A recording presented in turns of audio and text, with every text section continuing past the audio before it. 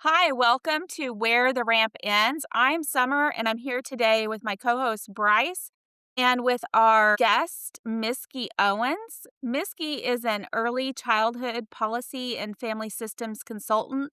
She's a trainer and speaker based in Oklahoma City. She's a Children's Trust Fund Alliance certified protective factors trainer who's also trained in TBRI, PCIT, and Circle of Security. She bridges lived experience and policy to strengthen early screening, caregiver support, and cross-system collaboration. Welcome, Miski, and good to see you again, Bryce. Good to see you again, Summer. Miski, if you want to briefly introduce how you met us, and then we will gladly kind of let you share your story. Well, we met, gosh, has it been like 2 years ago? It has been in Oklahoma Partners for Policymaking, which was stumbled upon by accident, and it was been one of the best thing. I mean, it's made me completely pivot a lot of things in my life, Right. but I can't believe that was 2 years ago. It's been a while. And it's funny you mentioned partners. There's moments in that I circle back from partners, and Summer and I actually talked about this in a previous podcast episode that there were moments where we kind of had an aha moment. And I remember there was a moment with you. I had said something, and you said to the whole class as loud as you could, because ladies and gentlemen, Meski Owens has a very interesting approach to a lot of things. When she speaks, she projects. So let me she basically said, "Why aren't we paying attention to people with lived experience? This is exactly why we are here.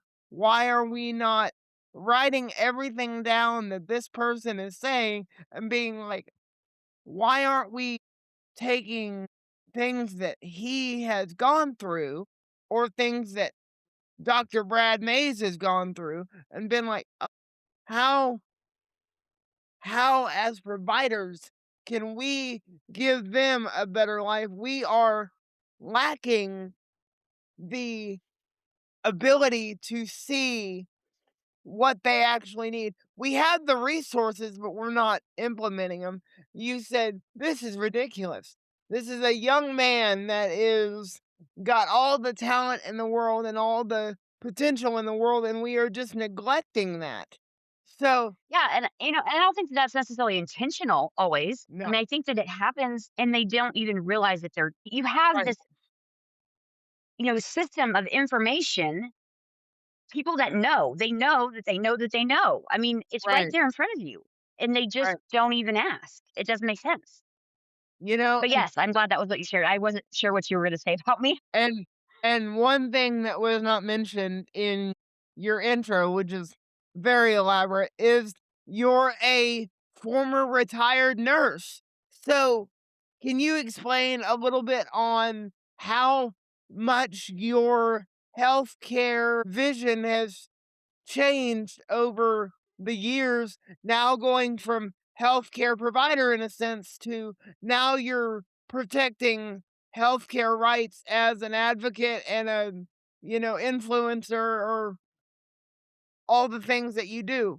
I'm I I think that, they always the saying is that, life is a journey. It's all about the journey, not the Right, destination. And right, for me, that has been so true. Like I would not be in the place that I'm in and able to understand and connect with people the way I do if I hadn't have gone through all of these things, whether that, good, bad, or indifferent, but life experiences, right, again, lived experience, it matters. So, I mean, it does help somewhat to know, and, medicine changes all the time. Like, even when you're in the business, it changes so much, and you have to keep up with all that stuff. But being out of it for so long, I mean, there's a lot of stuff that's different, but the basics, I mean, bedside manner and the quality of care that you give based on seeing the person for being a person and not as a number or a disease or a condition, it matters.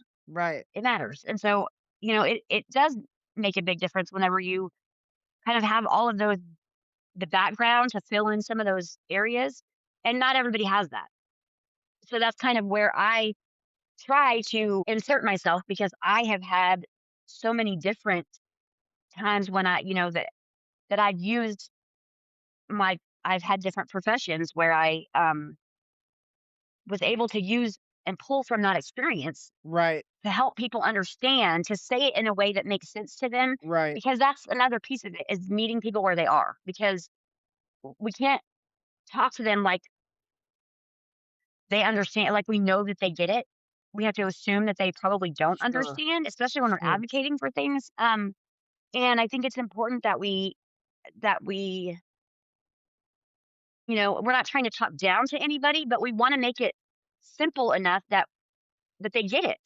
And that's important. I mean, Right. it's not, and that's hard. That's very hard whenever people don't have, when they don't understand, they've never had an encounter with somebody who has a disability, or they don't know anybody personally.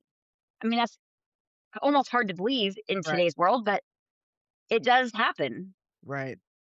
So, I guess my next question for you is, when you signed on to partners in policy making, what was your initial goal out of it? Was your initial goal just to learn, or were you surprised that you gained lifelong friendships with a lot of, your classmates? I mean, Summer and I talked about this, in our intro podcast.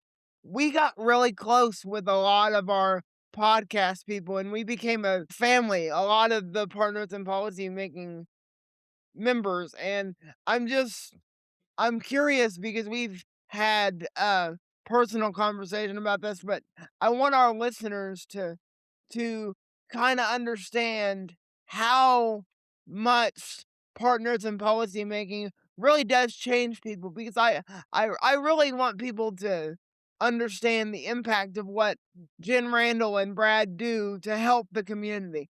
I didn't really know what I was getting into. I knew that I was just starting on a journey with my three little kids that I have two older kids, and one of them was diagnosed with ADHD when he was like 3, which is very young, and that was 20 he's 22. So, that was a while ago. Medicine changes a lot, um but really it hasn't changed. I mean, ADHD still looks pretty much the same.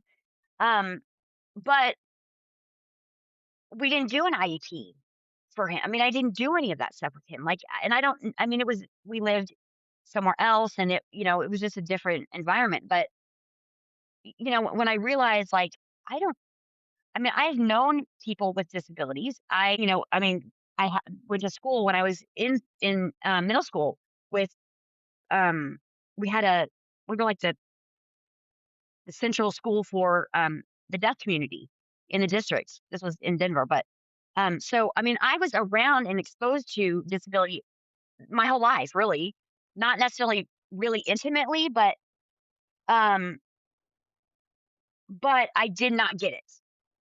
I didn't get it, even as a mom of a kid who had ADHD, and figuring out what that looked like and how to. I just made things work. Like I just found ways to make it happen. Like I didn't care what we called it. I just wanted to help him be the best person he could be, whatever that looked like.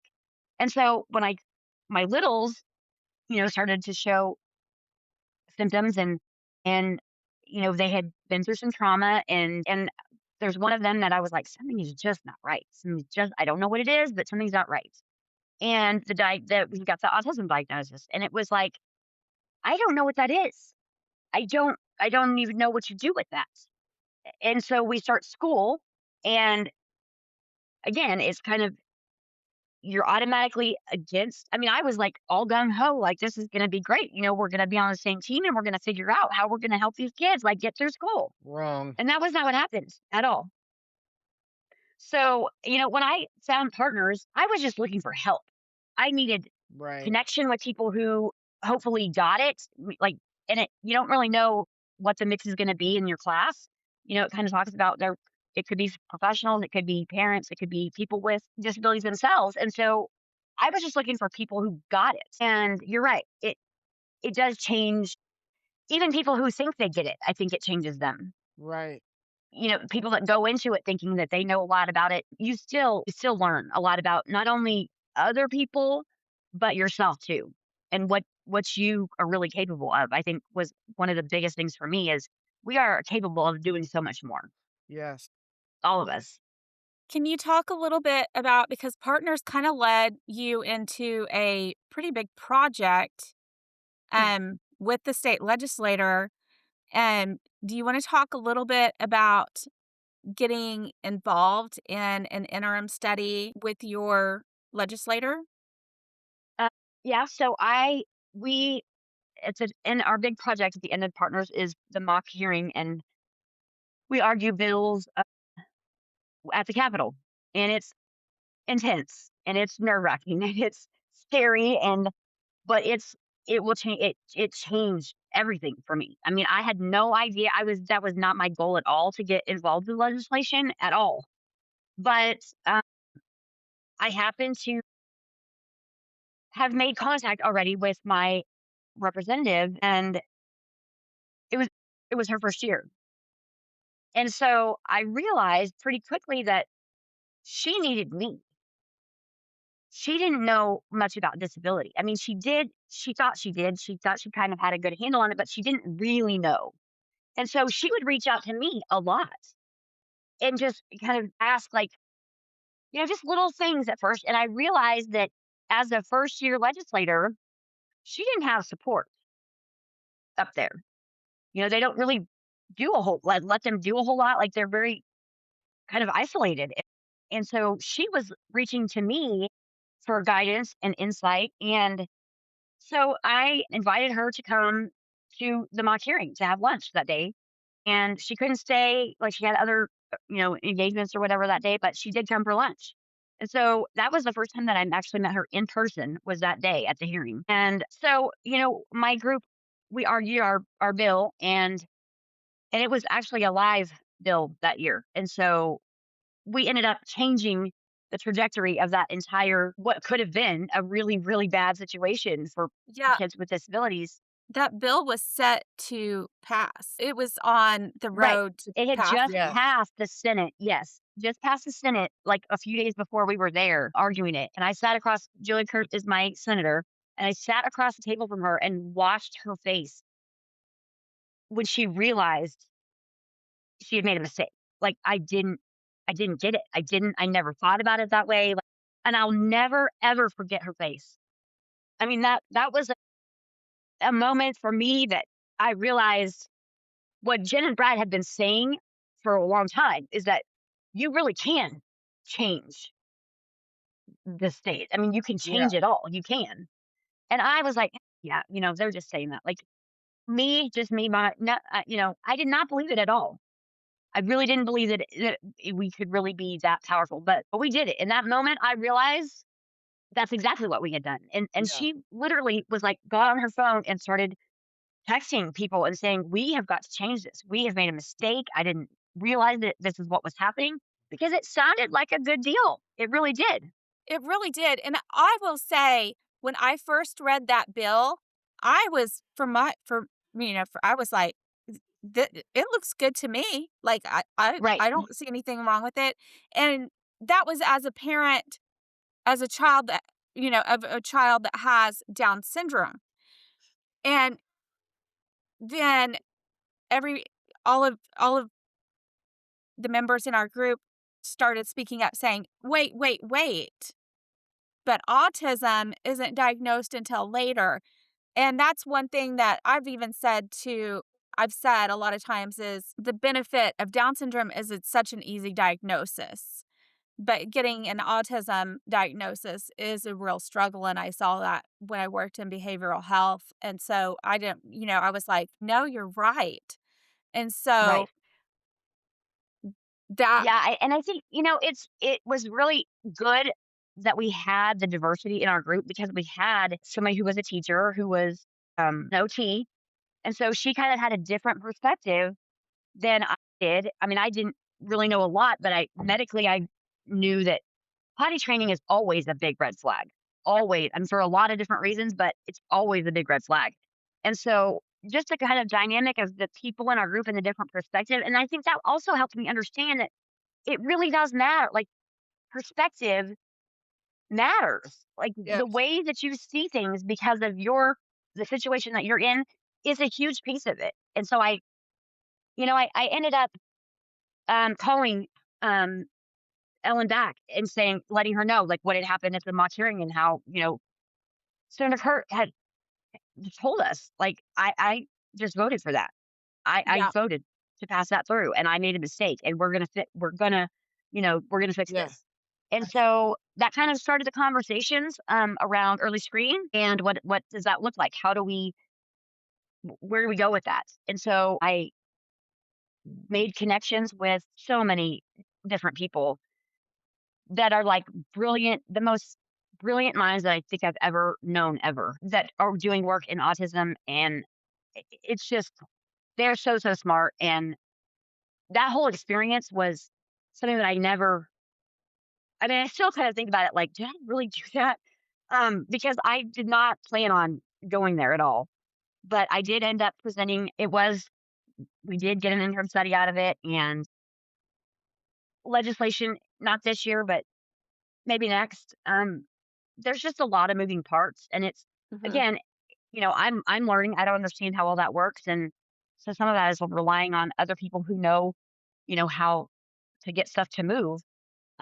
But yeah, it was a big undertaking. And luckily I had a representative that was 100% on board. Mhm. And your I mean, representative is the one that said, "We need an interim study." She's the one that yeah, took that yeah. I mean, on. I was actually taking it to Senator Kurt, and I stopped by her office on my way, and I had paperwork or something, and she saw it and was like, what? Let me see that. What's going on here?" And so just kind of gave her a gist, and she was like, yeah, we need to do this. We need to get an interim study together, and we need to get more information. We need to collect data and see where are we, what can we do, what are people willing to do. Um, And tell us a so little she kind bit of took over the tell whole us a thing, little and bit that's where it happened. tell us a little bit about the purpose of the study. So we were looking at early screenings, and really it turned into do we want to make sure that all kids are screened? Just any kind of screener like that, just having them screened period is important? Or does it need to be a universal screener? We want them to all take the same screener so that it's more standardized. And what we found is that it doesn't really matter. I mean, everybody needs to be screened, but really, if you're doing something that's very generalized, just triaging those people and getting them to somebody, providing them with resources early, the earliest possible, is what's important, is getting people help early. And it doesn't really matter how we do that, whether we do it through Child Find in the public school system, we're doing it through Sooner Start, from 0 to 3, we're doing it in the NICU, hooking people up with that kind of, when they have babies that are in the NICU for a long time right after birth, daycares, whatever that looks like, they need to be screened. We need to get them help as soon as possible. And but it's very tricky because of HIPAA and FERPA and all of the privacy issues, and it's a lot. And it's hard for me to wrap my mind around why it has to be so difficult because all the data that we have overwhelmingly shows that the return on investment is like $17 for every dollar spent. Mhm. $17, we get $17 back. If we invest $1 in one kid, we get up to $17 back for that. I'm not a betting person because the only luck I have is bad luck, but everybody would take that bet. You give me $1 and I'm gonna give you back 17. Who would not take that bet? But we don't. We don't, that is not how we're investing our money. And it blows me away. Do you think it's just a lack of that message getting across to the right people? Do you think it needs more I parents think speaking up? What do you think the gap is there? so. I think a lot of it is perspective. I think if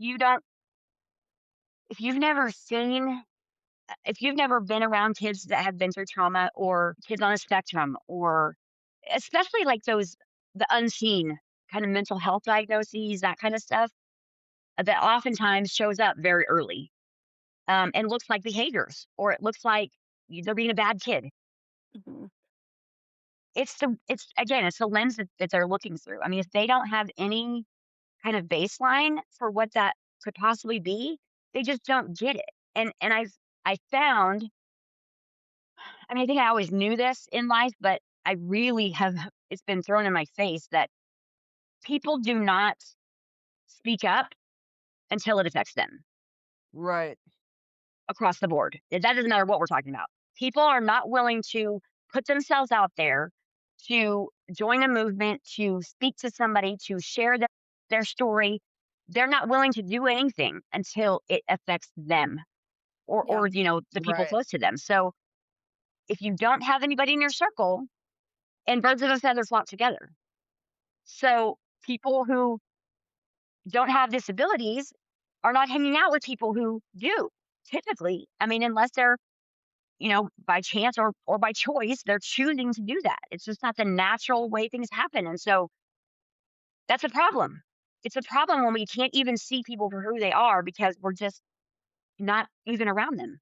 I agree with Miski's point. I think the problem that we're seeing is that if it's not your world, people aren't gonna take that bet on people with Mhm. disabilities because I've even said in public speaking and I've said in the podcast time and time again, I think society lowers the standard for people with disabilities. Like the likelihood of them doing that is so slim or so unlikely for them to get a full-time career or to get married or to have children, so why even take that bet? I think, and I'll go a step further and say that politics is some of it.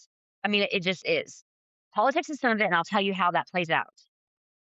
People are only they only have a certain amount of years that they can be a politician. That they can only be there for so long. So they need fairly fast results. They don't that return on investment. I didn't say I'm going to give you $1 and you're going to get the 17 back next year. Right. It doesn't happen that way. No. It's a It's going to be lifelong. 40 years from now that you Mhm. get that money back. Yeah. So Because you invest in the politicians child, are not willing, right? you And it invest in comes the out that child. $17 is coming out in less special education dollars. The education system is affected by that. Mhm. The correction facilities, Department of Corrections, people don't end up in prison. Yep. People are not on, SNAP and they're not like they get better jobs. They go to college. Like when they are supported young, when they have those resources early, when they're getting the help that they need early, the outcomes for them are very different. But it takes a long lifetime. It Yeah, takes 20, 30, you're 40 years to see that. talking investing in the child, and the adult is where you see the payback. Right. And so And it's not politicians, immediate it's not a results. payoff. Because you can't campaign on No. what's gonna happen 40 years from now. You It's a can't good campaign on point. that. It's a good point. That's a big piece of it. And, I'm gonna shout out another partner and a partner in policy and a one that we've done a podcast with here recently is our good friend Tyler Bond, and he talks about how difficult navigating the world with somebody that lives on the autism spectrum, even though that he's low support, high functioning, he talks about how difficult it is for the world to see him as a functioning person in society.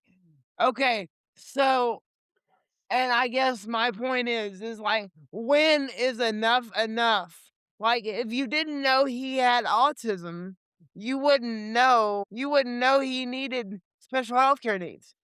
So, when is enough enough to where we're not gonna, you know, disallow people with disabilities to live the life they deserve to live. I think that the tides are starting to change because of everything going on in the world right now. Right. People are starting because here's the thing: people don't. Somebody with a disability, that's their problem over there. Like, Yes. you worry about that over there. You Right. stay over there. That's not my problem. I don't care about that. Right. Why do I want to take on your burden? Like, it doesn't affect me. So you stay over there. And so we are set up to, back when we were younger, it was like cool to point out, like, you were in a club because you were American Indian or you were, but I mean, like, that's how they separated people, was by their differences, Yeah. and they promoted that. And so now they've created these, people that have these kind of chips on their shoulder about that's all they want to be, is how they're not like you. They're different from everybody else, Right. which is fine. There's nothing wrong with being different from other people, but we all live in this world together. Like, we all have to survive together, and it takes all of us. It takes, the people who are making the millions of dollars as CEO, like, they still want to go to McDonald's. Yeah. There has to be somebody to work at the McDonald's. Like, whoever that is, maybe that's a grandma that can only work part time because she's taking care of her grandkids. Like, whatever that looks like, it takes all of us to function in society. And so people are slowly coming around to the fact that, and I've said this for a long time, but we all have disabilities, all of us. We just don't focus on them. Some of us focus on them more than others, and some of us don't have a choice. Like, it's just part of your daily life. Right. And Mhm. so the more that we talk about it, I think the more that we're having those conversations to point out that, you know, trauma, the act of being born is traumatic, which means right there, when we come into this world, we are automatically a part of that group together. Everybody has trauma. Some people deal with it differently. Some people, have support systems that help them. Some people in some cultures, it's you don't talk about it. We just don't talk about that. We'll pray about it, or we're gonna, we don't go to therapy. We don't tell anybody what happens inside this house stays inside this house. Right. Sometimes that's the culture, and so a lot of that is, kind of a generational type thing. But I mean, it is starting to move a little bit where cultures are saying, no, you know what? I think we do need to be talking about this. I think we do need to be sharing our stories and letting people know that this has been happening. It is happening. And L the more that we are able to talk about it and just have conversations to help people see that we're a whole lot more alike than we are different, that's a big piece of it, is Yes. just getting people to see each other for who they are. You talked about the need for, um, more professionals to be trauma informed. Can you talk about a little bit what that looks like? Um, and why do you think there's kind of a pushback against that? So, it kind of starts with being trauma informed, and that's kind of a cliche word a little bit, and it's really not a word that a lot of people don't understand. It's kind of misunderstood. But trauma informed is, it means you assume that behavior is communication. It's not a character flaw. It's and you're prioritizing safety and dignity and predictability because you understand that there's been something that's happened, and that when these people are unable to regulate themselves, they're looking for, they're needing something, they're needing connection, they're needing safety, they're needing Right. whatever that looks like. But it's a way that they are communicating with you, not to cause drama, not to be bad, not to hurt anybody necessarily, but reframing all of that is so important because everybody benefits when we're all trauma informed. Whenever we all kind of speak the language and we understand what that is, what that looks like, we all end up in a better place. We all feel more safe. People who feel safe do better in life. So talk a little bit more about the connection between the, um, the need for more professionals to be trauma informed in the disability community.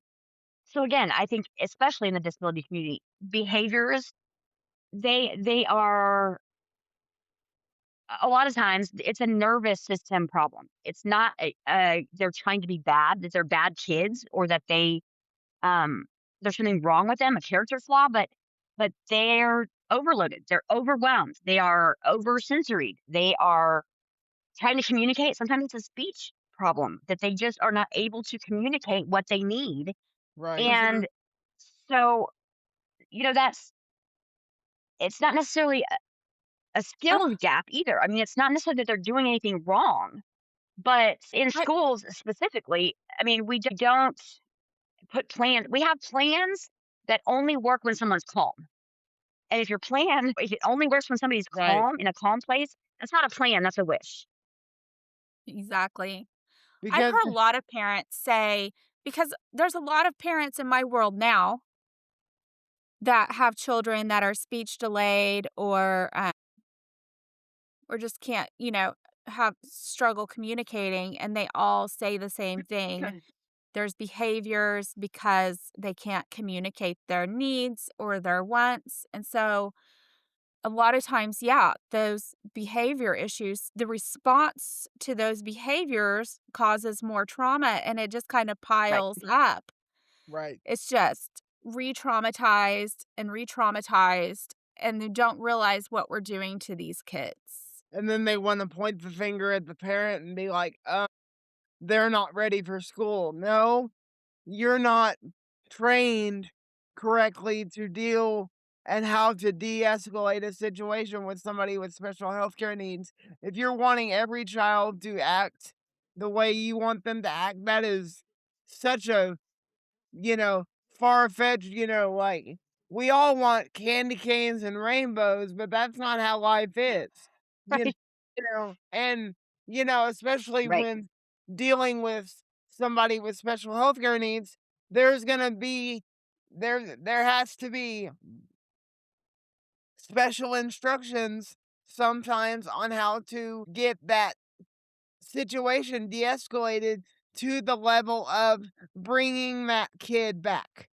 And when I say bringing that kid back, I mean to the level where he or she feels safe enough to allow themselves to immerse Safe enough. yes, immerse themselves. That's it. Safe enough. Yep, and Yeah, I because they feel don't wanna communicate with somebody they don't feel safe with. exactly, exactly. And if they have any kind of trauma, and I'll take this kind of goes back to my TBR training, but even infants that are in the NICU that don't receive that touch, like a kid who comes out that's, able to stay in the room with their mom and they can be held and they can be touched and loved on. And, if they can't be held like that, they don't get that connection very early on, immediately after birth, that matters. I mean, when they're having to have their foot poked all the time and blood drawn and all this, like all the testing, that matters. And we don't realize that our body remembers that. So it can be, it can be triggering. Right, It doesn't have to be that somebody, stabs you with a needle. I mean, right, that's not necessarily what it looks like. It can be any number of things, but you don't know what's happened to these kids or, what's happened in their lives that triggers them. And so we have to see beyond that. I mean, and we don't have to know. You don't have to know what it is. That's right. not we're This not digging for, all your dark, dirty secrets. That's not you don't have to know all of that. It's more about the language and the connection that you make and that, like you said, making them feel safe enough. right. Felt safety is a huge piece of that, a piece of trauma. Let me ask you this, friend, since you said that you have 2 older children and then you have 3 younger children. My question for you is, has your parent perspective changed and how you parent these 3 than you did with your bigger children? Have you implemented new, you know, parental techniques since, you know, you've raised your bigger children? Has your parenting style changed since then? Yeah, it has. I mean, I think some of that is just age and wisdom. I mean, you Right, you just realize that some things are just not as important. I mean, you choose your battles and some of it is a little bit of trial and error. You kind of know how they might react to something and if it's really not that important, then you let them fail. I mean, you have to let your kids fail, Yeah. especially early because it's in a controlled environment where they are safe. And that's part of learning is that, if you're failing when you're safe, when you feel safe, that's a very different learning experience than failing and having no support, having nobody there to pick you up. That looks very different. And the way that you react to that, even years down the line, is very, very different. So yes, I mean, and I was a different person back then too. I mean, my life circumstances were different. I was not a nurse yet when I had my bigger kids. Um, so I saw through a different lens also. But I think time kind of, I mean, the world is different now Yes. than it was, 23 years ago. I mean, it's very different. And so you, in a lot of ways, you're forced to do things a little bit differently. Yes, you are. But again, I think part of that is me. I'm a different person. I've had these lived experiences. I've had some experiences raising kids, and that matters. That lives again. It's all about the lived experience. It's all about the wisdom and the knowledge that you get from that. And that doesn't mean that we know it all, but we're better equipped for sure Right. the second time around, or the third time around, or the fourth time around than you are as a first time mom. Or I mean, and that goes along with anything. The first time you do something, you don't really know. You can read all the things in a book, but that's not the same.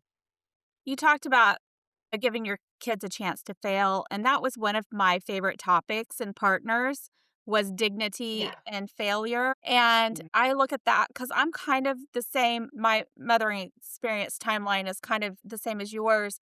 I look at myself as a younger mother to my older 4 kids, and it's like when they failed, I almost took it personally, like, "Oh my gosh, my kid failed, I failed." What did I do wrong? What Right. did I do wrong? And now with Sam and Julia, I will say I admit, I am a 10 times better mother to Sam and Julia than I was to my older Mhm. kids. It's completely unfair to them. I wish I could go back, but I can't. But now when Sam and Julia fail, I look at it as that's their learning, that's their time to learn. And sometimes it's just stepping back and letting them struggle through it, or me stepping in and giving And them that's a little bit hard. of It is so hard. it's hard, but It is hard. but I'm so much more easier going with them because I do it's like there is dignity and learning through that failure, and it's not my failure. I'm not failing as Right. a parent. I'm actually Well, and doing honestly, you are succeeding as a parent by allowing them to fail. But in it a safe takes a space. mindset change to understand that. And I mean, I know you know what I mean, but that is a piece of it. You have to change the way that people view it for them to really get it. Right. Because you are being a more successful parent when you allow your children to fail. Yes. And that is a totally foreign concept to Yes. some people. And But if you know, you know. I think our listeners will appreciate this, especially, the parents out there, that it's okay for your child with special healthcare needs to fail. Because the dignity of risk, ladies and gentlemen, your child will be more equipped in this society that is not built for them. So if Right, you allow them to fail in an environment to where they feel safe, if they fail out in society where it's not equipped for them, it's not going to freak you out as much. right. Or it Exactly. shouldn't, keyword, depending on what they're doing. I'm not giving them a free Right, pass to just go willy-nilly down Broadway and just, do whatever they want. But the point is, ladies and gentlemen, is people with disabilities and special healthcare needs want the ability to have freedom to fail. And that community has such a vice grip on them, like, if they fail, then that just shows all their flaws and all their insecurities and all the things that we don't want the world to see. Fail, because there's millions of people on the able-bodied community that fail every day, and nobody judges them. They just get up and say, "Oh, I had a crappy morning," or "I had a crappy day," and they Yeah. drink a cup of coffee and an energy drink and move on. So why can't it be the same for people on the disability side of the coin? I hear a lot of people that I hear a lot of adults that have disabilities saying that, saying, "I want the dignity to be allowed to fail," and I understand it from that because I look at myself as a younger parent and so I'm like, "Oh my gosh, I can't let my child fail," that panic. Yes. And I really do think there needs to be more intentional conversations about this to let parents know it's okay. It's Yes. okay if even your child is an adult, with disabilities, you need to let them make their own decisions to be an adult because that's what they are. And I think it's just kind of But a that's knee very jerk. hard. I mean, that's hard Right. even when you have a child that does not have a disability. I Right. mean, it is very difficult. I mean, I didn't realize this until, we like spend 18 years getting our kids ready to like leave the house. And we think it's going to be, you know, easier. If it's easier when they move out, right? No, it does not. It does not get easier. It's different. I mean, I would say it's harder. It's much harder. But for sure it's different. It doesn't get easier. It's very, very different because your role changes. Your perspective, like they are their own person. And so I think if a lot of times, maybe if somebody with disabilities that doesn't ever actually make that physical separation, maybe that's a part of it that they're Right. not, they're, that's why they're still treated like they're a child because they still live at home. They're still dependent upon me. They need me to do these things. And so we take that as control. Like, okay, then we can control what they do. And that's not the case. I mean, I don't know how you get around that, Right. but that's a parental mindset too, that Right. they just don't want to let go of that, the control of making sure that everything is done the way that they think it should be done. Because I think in a lot of You don't ways, have that option when you're, quote unquote, typical kids go out into the world. Like you don't have a choice. right. They do what they do, and they don't need you for anything. I Right. mean, hopefully they don't need you to do everything for them. So why is it any different? I mean, why? But it is a thing. It is, It and it's is. tough. It's a hard conversation to have. It's a very hard conversation, and that's one of the things that when my mom was, accompanying me to Partners in Policy Making, that's the biggest thing that she took away from it was I've gotta let, Bryce, fail. He wants to do this public speaking and life coaching full time. I can't worry about whether he's going to make it happen. I got to trust that he was given the tools by me as his mother, and the lessons I taught him as a young man, that he's going to go out and do it. And here I am on this podcast going out and doing it and, serving on the state and national level, for disability advocacy because I was taught how to present myself from my parents. I was taught that if you want something in life, you got to go do it. Nobody's going to hand it to you. The disability community doesn't want handouts. We want to be given a chance. And honestly, I here, thank goodness for summer, and having this idea because we both felt that we wanted something different for the community. We wanted a safe space where parents and kids could come and learn and feel safe and feel seen, and we could bridge the gap in ways that hasn't been bridged yet. Social media and seeing people with lived experience and parents with children with disabilities coming together in a collaborative way that okay, I am friends with somebody with lived experience. He is my Right. co-host and co-contributor. We are in this together because I see him. Like I told Summer in one of our very first conversations, I said, I want this most of all so you can give Julia a platform so when she gets older, she can understand that she can do anything she wants to do because there are people like her that are advocating for themselves that are much older than her that have done it, and I want her to be equipped so much with things so when she gets to be 18, 19, 20 years old, she is in a much better place than a lot of the disability community ever thought about being. Yeah, and I just have to say this because the opportunity just came up, but one of the very first times I talked to Summer in Partners, she was showing me hesitantly kind of some of the videos that she had done, her and Julia had done that I think it was TikTok or something. It was videos that she had made. And she was telling me that, she was really kind of struggling with, am I like excluding my child by doing this? Like she had had a lot of people that came to her and said, I don't think you should be doing that. Like, I mean, they were not being Right, nice about right, expressing the fact that right, she should not be doing this. right. And I remember telling her, and didn't really even think it through. Really, I didn't. But I said, I don't agree with that at all. I think it's important Yes, that you do that. I mean, yes, obviously, there's a limit. That as long as she's willing to do it and she enjoys right, doing it, I don't think right. there's anything wrong with that.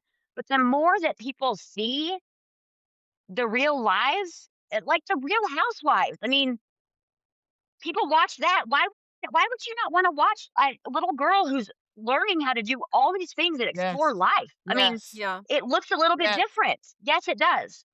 But it's important that people see that. And so I said, no, I think it's important that you do that. I we I would support that 100%. And so I think she did kind of lean into that a little bit, and I I love it. I love it definitely that I get to see all those videos and stuff now. I definitely did take that encouragement to heart, and, like, the encouragement that I get from people like you and Bryce, you guys are 2 of my biggest supporters, and I have come to the conclusion that, yeah, I think the more people just see Julia as just another kid, yes, see her as a yes, human being, basically, because people with Down syndrome have been, even after institutions have kind of, you know, they're still open.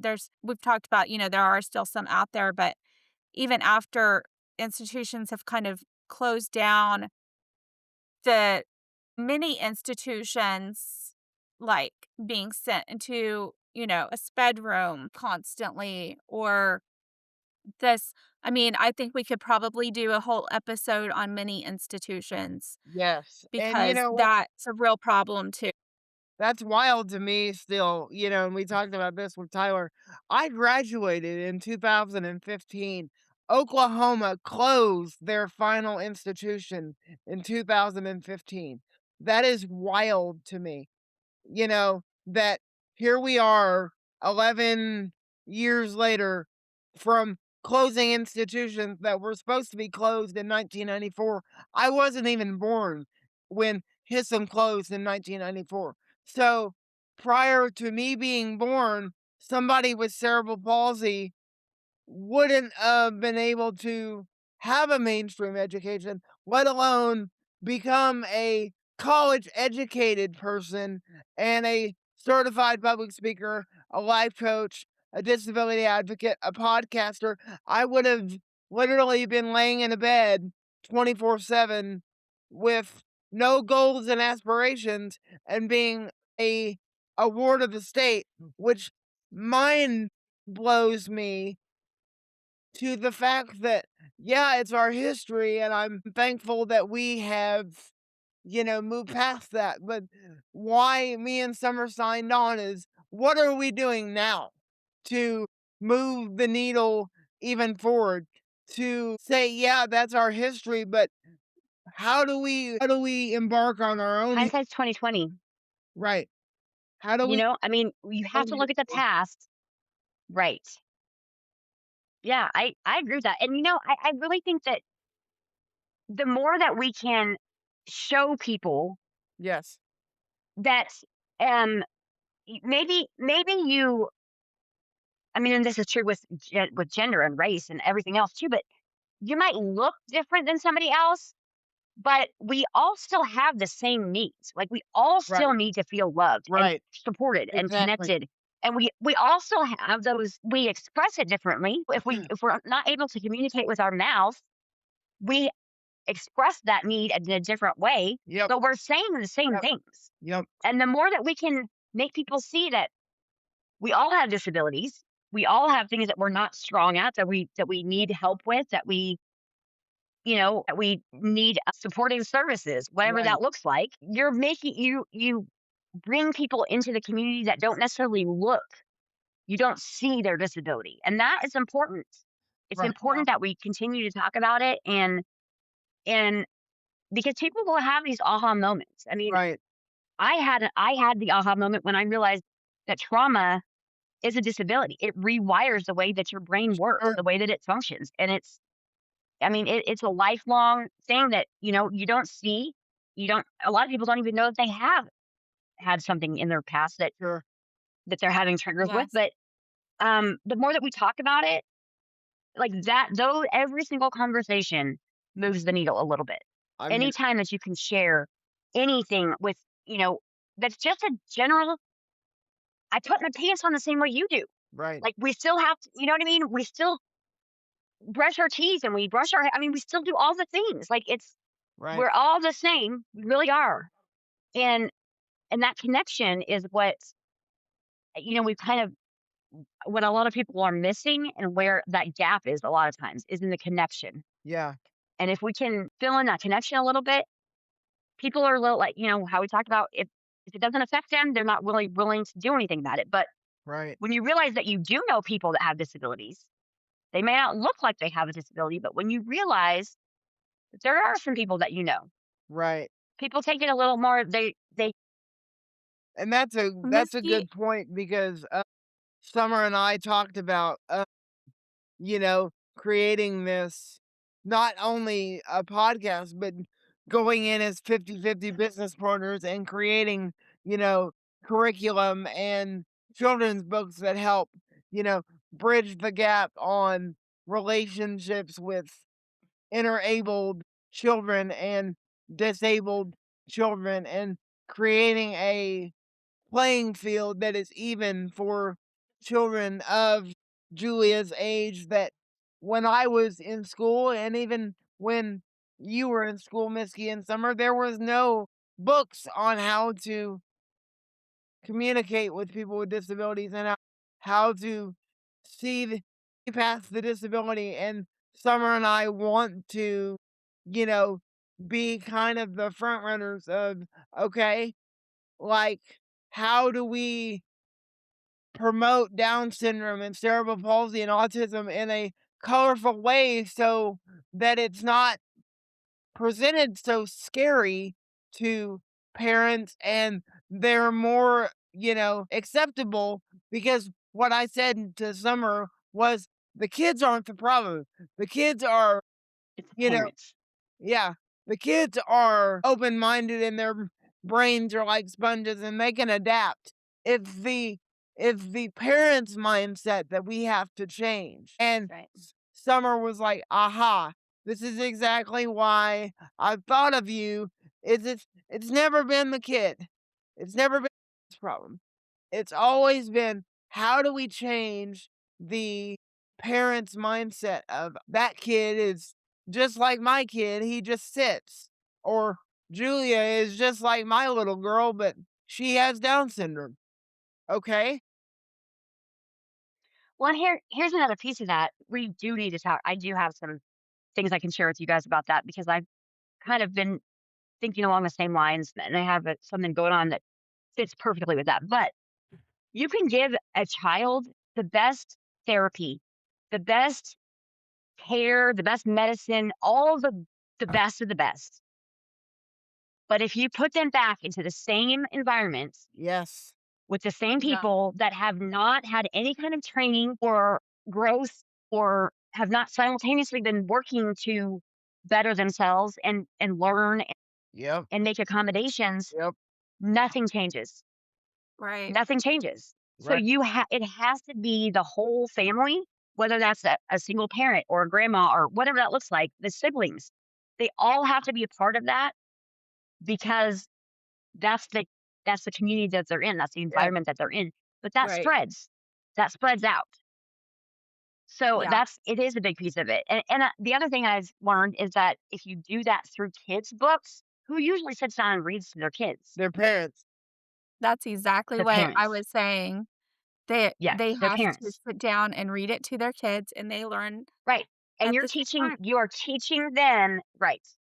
Yep. Yeah, Yeah. it's not a, crazy concept, but Yep. something that we just don't really think about too much, but And we, yeah. Summer and I have talked about, we would love to have you in some capacity be like a monthly or you know, every so often be like a co-host with us because we absolutely love your energy and we want people need to hear Summer made this, comment. She was like, people need to hear from Miski. She is like, in the best way is like off the wall and she tells you how it is. And I'm like, she does. And, people need to hear that of I'm not afraid to say what I need to say and I'll come with the facts. And this is what this podcast is about. And, I'm so excited for Summer and I's journey of, you know,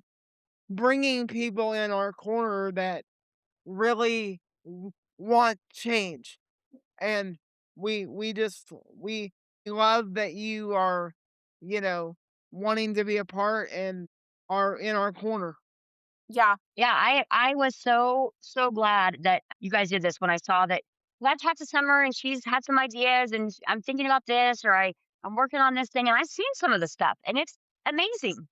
And then, I get it. Life happens or something, you Sure, realize that's really not the direction sure. I want to go, all kinds of things. But when I saw this, I was like, yes, it's gonna be great. I mean, you guys you're doing all the things and I think it's a great platform for you guys to bring especially and even people who don't understand disabilities, I think is a Yes.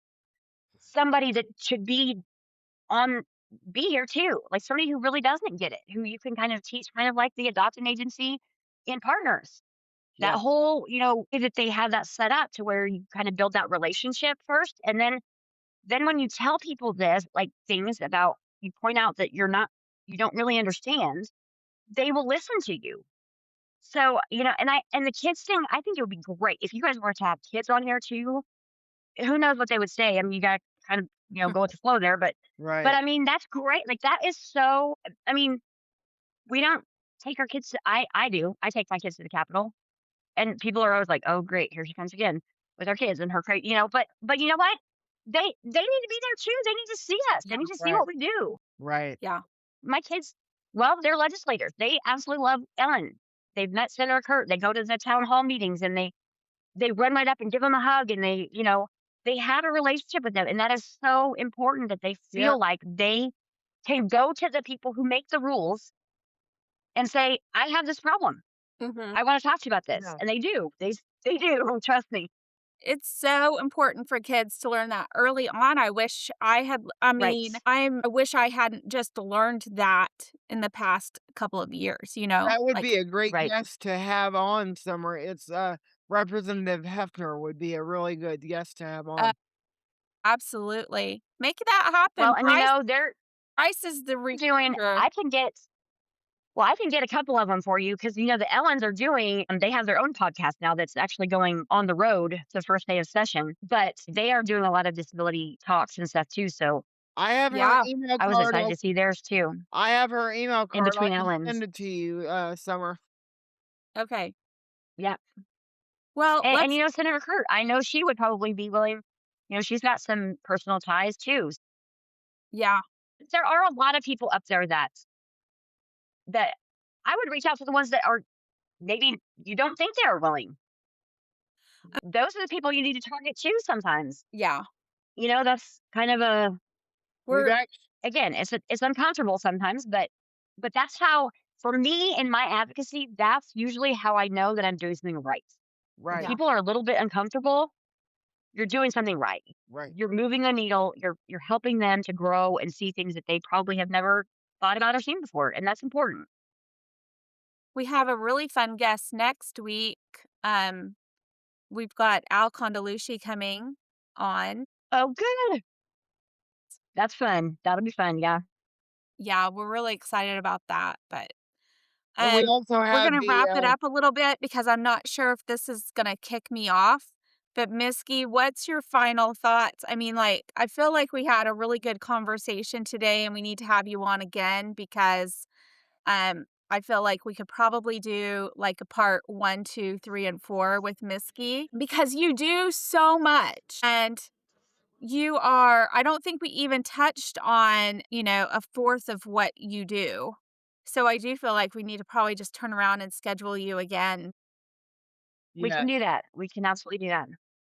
because we didn't even touch on right. we just kinda had our conversation like friends. It's been a great Right. conversation, though. Yeah. So what's your We will final do it. We will thoughts definitely that do you that. wanna share with the listeners?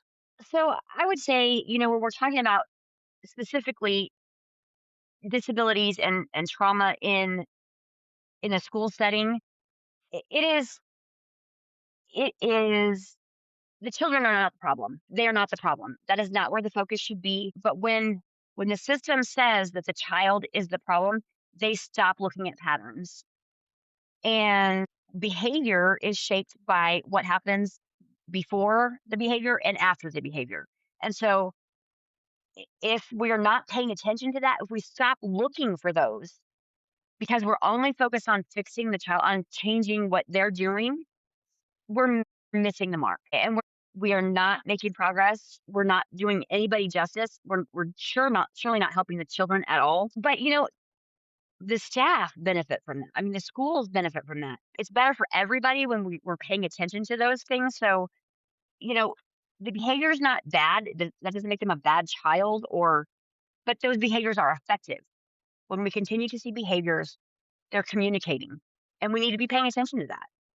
And I could talk about trauma and, all of that stuff for days and days, but it's important. Absolutely. And it's important that Yeah. we at least start having these conversations and helping people to see because again, it's not about learning a whole new language or it's just about the way you talk to somebody or the way that you notice what's happening before the behavior to where you can kind of step in ahead of time and it doesn't have to escalate.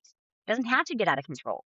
But we Yes. have to be aware of that. That takes, a little bit of awareness, self-awareness and thinking about other people, which is not always so common these days. And so it's connection. It's bringing people together because we do have to function in the world. It takes all of us and we need that. I mean, we need humans are made to be in relationship with other people. So, bringing people back together is it's a big job, especially, when we've so long our country's history has been all about separating people out. Yeah. So, that's where the change needs to happen, I think.